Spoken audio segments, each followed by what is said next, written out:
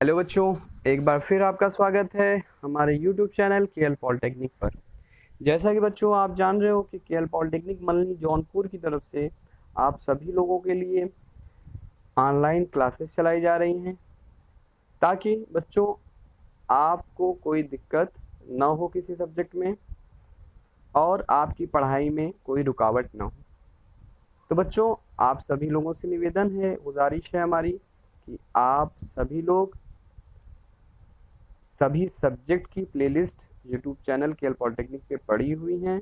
आप अपने अपने सब्जेक्ट की प्लेलिस्ट को खोलकर उन वीडियोस को देख। मेरे प्यारे बच्चों, एक बार फिर हम आपके सामने हाजिर हुए हैं सीएमईडी की अपनी अगली क्लास को लेकर, जिसका नाम है परियोजना रिपोर्ट के घटक।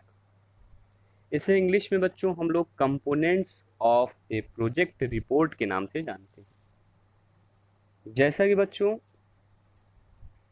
आपको आज का इस लेक्चर स्टार्ट करने से पहले हम आपको बता दें कि यह जो चैप्टर हमारा चल रहा है इसका नाम है परियोजना रिपोर्ट, जिसे इंग्लिश में हम लोग प्रोजेक्ट रिपोर्ट के नाम से जानते हैं।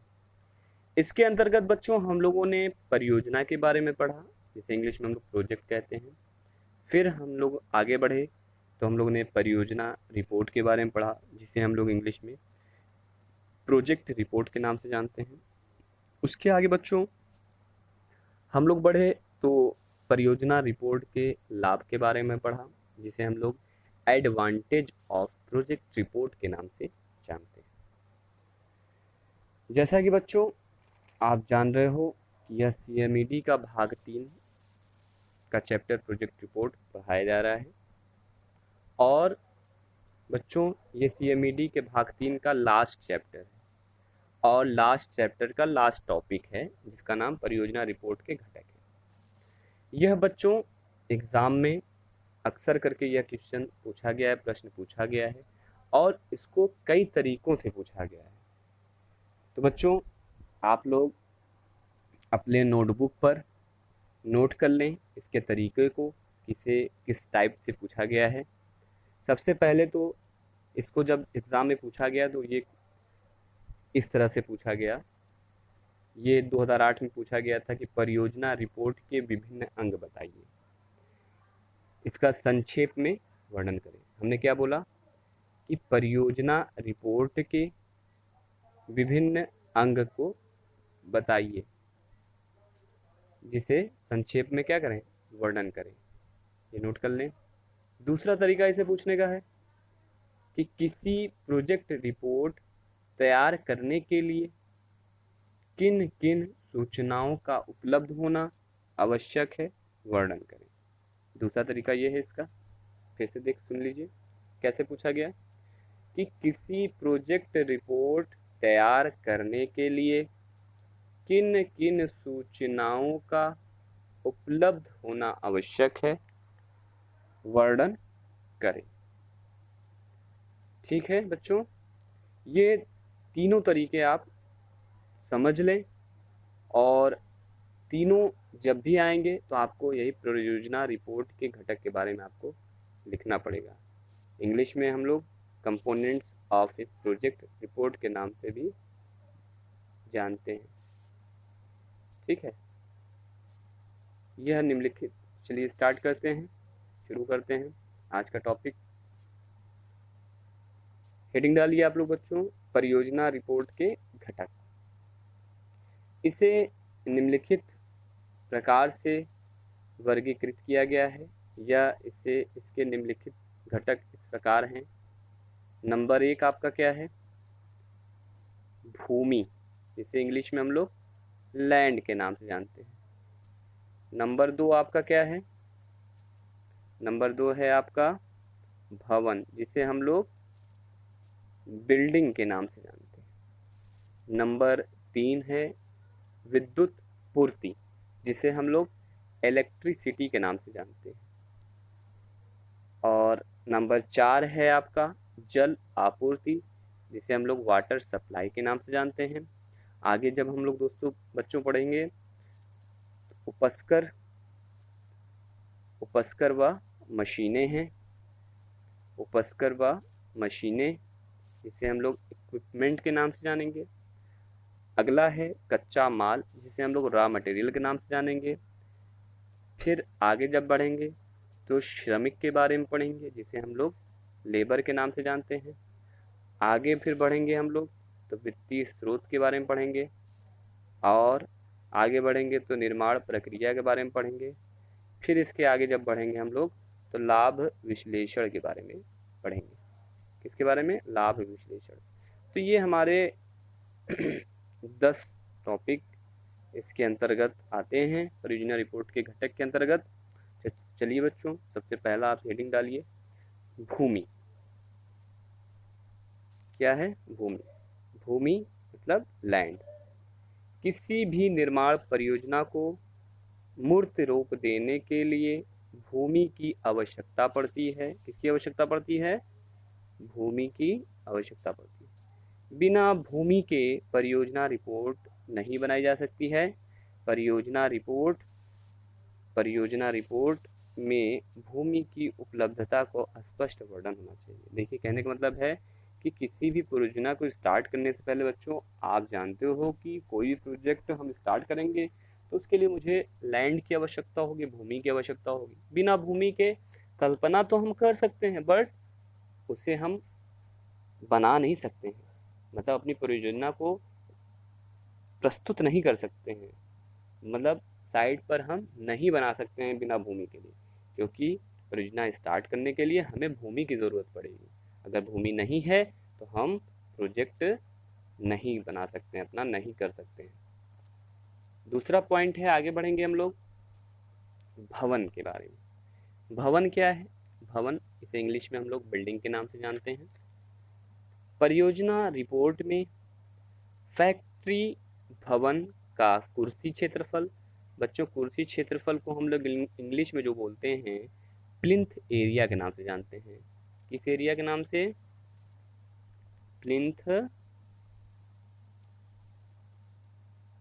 किससे? प्लिंथ एरिया के नाम से जानते हैं। और छतों को आप जानते हो किससे? रूफ से जानते हो, ठीक। उसके बाद आगे जब बढ़ेंगे, फर्शों की बनावट। फर्श क्या होता है? फर्श होता है आपका फ्लोर, ठीक। उसके बाद आगे है छत की ऊंचाई आदि का वर्णन होना चाहिए, ठीक है। आगे बच्चों हेडिंग डालेंगे आप विद्युत पूर्ति, इलेक्ट्रिसिटी से नाम से जानते हैं। किसके नाम से जानते हैं इसे? इलेक्ट्रिसिटी। जैसा कि बच्चों आप जानते हो कि किसी भी परियोजना के लिए आपको बिजली की आवश्यकता होगी। बिना बिजली के आप कोई भी मशीन को ऑपरेट नहीं कर सकते, चला नहीं सकते। इसलिए मशीन की चलाने के लिए हमें विद्युत की ज़रूरत पड़ती है, विद्युत सप्लाई की ज़रूरत पड़ती है। इसलिए हमें विद्युत की भी आवश्यकता होगी परियोजना, इसलिए यह भी घटक इम्पॉर्टेंट है। तो परियोजना रिपोर्ट विद्युत का वर्णन होना आवश्यक है। परियोजना रिपोर्ट, देखिए यहाँ में भूल गए हैं तो आप लोग यहाँ मेन मेंशन कर लीजिएगा कि परियोजना रिपोर्ट में विद्युत का वर्णन होना चाहिए, ताकि विद्युत मशीनों, देखिए यहाँ पे ताकि होगा, ठीक है, ताकि विद्युत मशीनों के लिए पावर कहाँ से आएगी, क्योंकि प्रोजेक्ट में विद्युत की उचित व्यवस्था होनी चाहिए। क्या होनी चाहिए? उचित व्यवस्था होनी चाहिए, ठीक है। बिना विद्युत के हम कोई भी मशीन को ऑपरेट नहीं कर सकते, चला नहीं सकते हैं। आगे बढ़ेंगे हम लोग बच्चों, हेडिंग डालेंगे अपनी अगली, जल आपूर्ति। क्या नाम है? जल आपूर्ति, वाटर सप्लाई। जिस क्षेत्र में कार्य करना होता है वहां पर पानी की उचित व्यवस्था होनी चाहिए। किसकी? पानी की उचित व्यवस्था होनी चाहिए। किस, कहाँ पर? जिस क्षेत्र में कार्य करना होता है, जिस क्षेत्र में कार्य करना होता है वहां पर पानी की उचित व्यवस्था होनी चाहिए, क्योंकि क्षेत्र में कार्य करने वाले मजदूरों को पानी पीने में आसानी हो। कहने का मतलब, जिस क्षेत्र में कार्य होगा वहाँ पर क्या होगा? वहाँ पर पानी की उचित व्यवस्था होनी चाहिए, जिससे मजदूर जो वहाँ पे कार्य करने वाले श्रमिक हैं उनको पानी आसानी से मुहैया हो जाए, आसानी से मिल जाए, ठीक है। और साथ ही साथ मशीनों व उपकरणों की सफाई धुलाई में भी पानी की आवश्यकता पड़ती है। जो मतलब मशीनरी आपका यूज़ हो रहा है प्रोजेक्ट में, तो उनकी धुलाई सफाई के लिए भी हमें क्या है, देखिए साथ ही साथ यहाँ पर क्या है, मशीनों व उपकरणों की सफाई व धुलाई में भी पानी की आवश्यकता होती है। ठीक है, आगे अगली हेडिंग डालेंगे आप, उपस्कर व मशीनें। क्या नाम है इसका, उपस्कर व मशीनें। इसको इंग्लिश में हम लोग कहेंगे इक्विपमेंट। इक्विपमेंट क्या है, परियोजना, देखिए किसी भी परियोजना में आपको इक्विपमेंट की जरूरत पड़ेगी, यानी मशीन की जरूरत पड़ेगी। ठीक है, तो परियोजना, परियोजना रिपोर्ट के माध्यम से हमें पता चलता है कि उद्यमी, देखिए उद्यमी का बहुत बार जिक्र हुआ है, जब से हमने उद्यम तथा उद्यमिता चैप्टर पढ़ाया है उसके बाद हमने उद्यमी और उद्यमिता के बारे में बहुत अच्छे से डिस्कस किया है और कई बार उसको बताया गया, इसलिए यहाँ पर हम उद्यमी, ये जो उद्यमी है इसका जिक्र नहीं करेंगे। ठीक है, तो परियोजना रिपोर्ट के माध्यम से हमें पता चलता है कि उद्यमी का उद्योग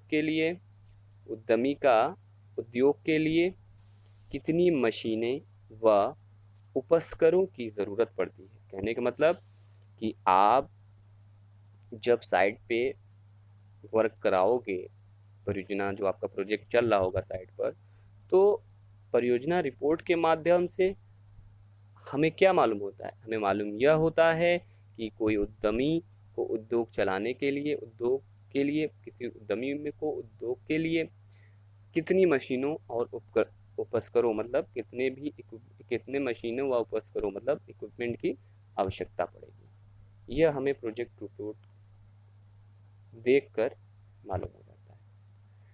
तो बच्चों, आज जो लेक्चर है आज का, इसे आप नोटबुक पर नोट डाउन कर लें और अच्छे से इसे तैयार कर लें और इसे याद कर लें। एग्ज़ाम के लिए यह जो टॉपिक है काफ़ी इम्पोर्टेंट है, काफ़ी महत्वपूर्ण है, जो आपके एग्ज़ाम में पूछे जा सकते हैं और ये कई बार पूछा गया है। तो बच्चों, आप अच्छे से इसे तैयार करें और बच्चों कोई दिक्कत हो आप लोगों को सब्जेक्ट में, CMD में न समझ में आ रहा है, तो आप हमें हमारे मोबाइल नंबर पे कांटेक्ट करके, व्हाट्सएप नंबर पे कांटेक्ट करके आप हमसे पूछ सकते हैं बेझिझक, 24 आवर, किसी भी समय, कोई दिक्कत नहीं है, आप लोग बेझिझक होकर पूछिए, हम लोग आपकी सहायता करेंगे। Okay, thank you for watching my YouTube channel. धन्यवाद।